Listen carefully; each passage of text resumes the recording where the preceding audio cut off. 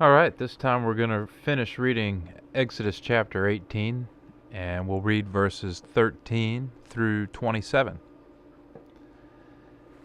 So let's check that out.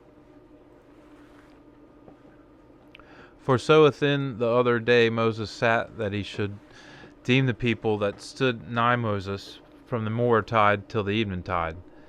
And when his ally had seen this, that is, all things which he had did in the people, he said, What is this that thou doest in the people?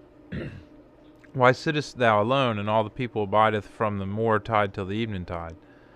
To whom Moses answered, The people cometh to me and asketh the sentence of God, and when only strife befalleth them, they come unto me, that I deem betwixt them, and shew the commandments of God and his laws.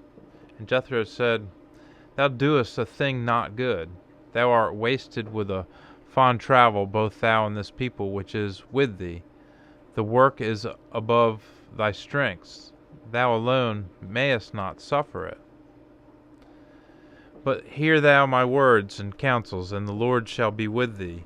Be thou to the people in these things that pertain to God, that thou tell the things that been said to the people, and show to the people the ceremonies and custom of worshipping, and the way by which they ought to go, and the work which they ought to do.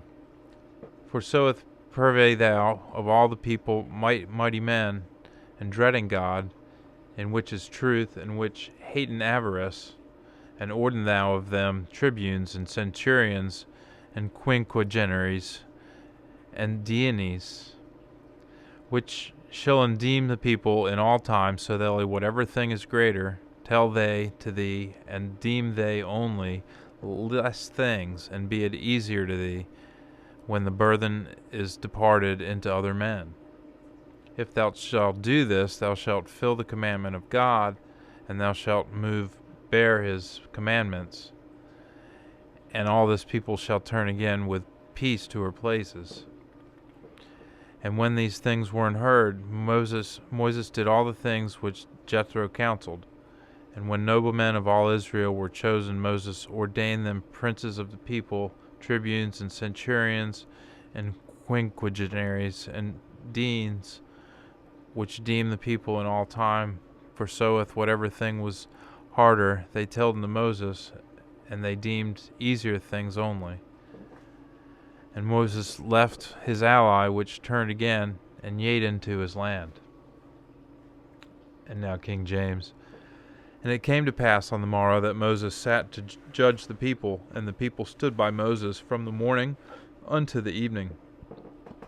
And when Moses' father-in-law saw all that he did to the people, he said, What is this thing that thou doest to the people?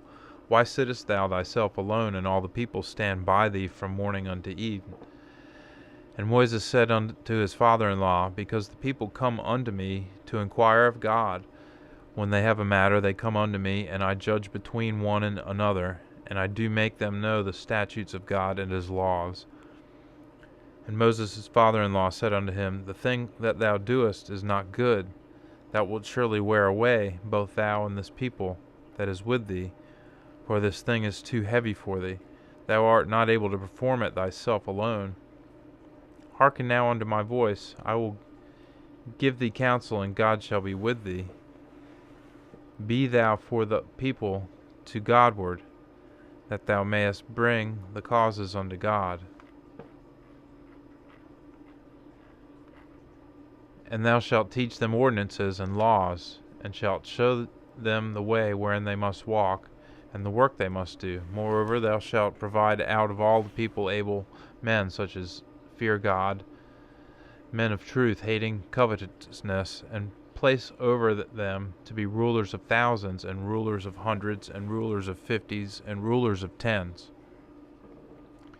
And let them judge the people at all seasons, and it shall be that every great matter they shall bring unto thee, but every small matter they shall judge. So shall it be easier for thyself, and they shall bear the burden with thee. If thou shalt do this thing, and God command thee so, then thou shalt be able to endure. And all this people shall also go to their place in peace. So Moses hearkened to the voice of his father-in-law and did all that he had said.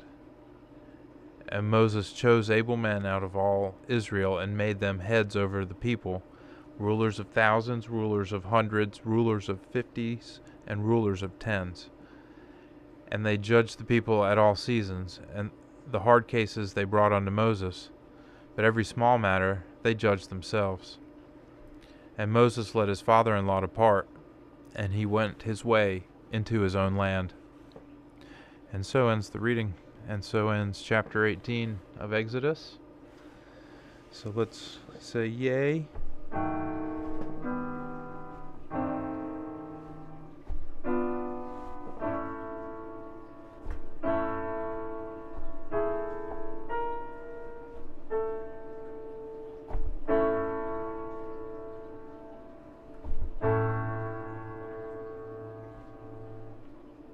Alright. Anyway, let's check out a little more from Ron Wyatt, and then we'll see you next time.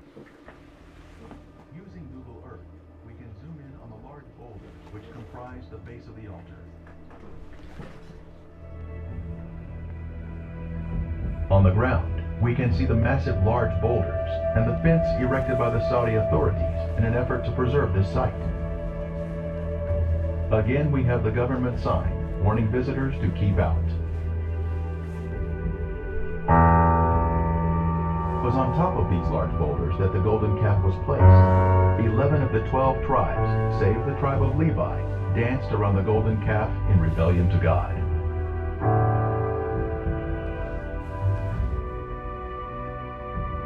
Panning from Mount Sinai, we peer through the fence and see amazing images that are inscribed on the rocks. Egyptian-style figures of the Egyptian god Hathor have been placed here like graffiti.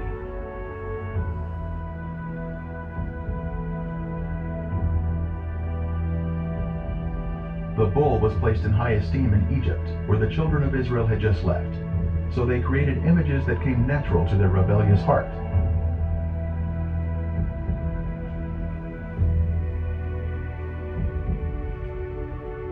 These images were inscribed here because the golden calf was resting here at the time. These inscriptions are unique to Saudi Arabia, according to a Saudi archaeologist. All right. Excellent. Nice to have you with us. And we will see you next time.